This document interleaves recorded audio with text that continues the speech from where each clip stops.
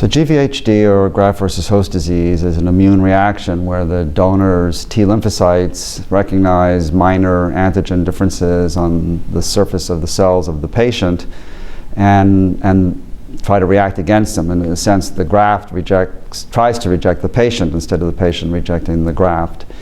And we talk about acute and chronic GVHD. By definition, acute GVHD is any reaction that occurs within the first 100 days after transplant, and chronic GVHD is reactions that occur after 100 days. But that's somewhat oversimplification. There are some differences in the mechanism of those reactions, and there can be overlap. So some patients may have what looks like chronic GVHD earlier than day 100, and conversely, some might have acute GVHD that comes on after day 100.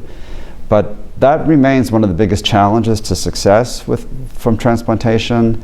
And fortunately, there are some improvements being made. Ironically, Ruxolitinib, which is the drug we use as our JAK2 inhibitor for treating myelofibrosis, was just recently approved as treatment for refractory acute GVHD.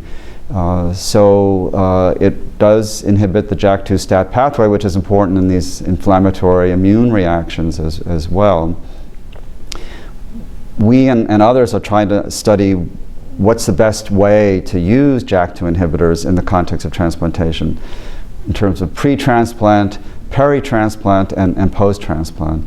And we have a trial at City of Hope where we're giving our patients Ruxolitinib from day -3 through day +30 of the transplant procedure to see what impact that might have on some of the morbidities that can occur, including the incidence of graft versus host disease.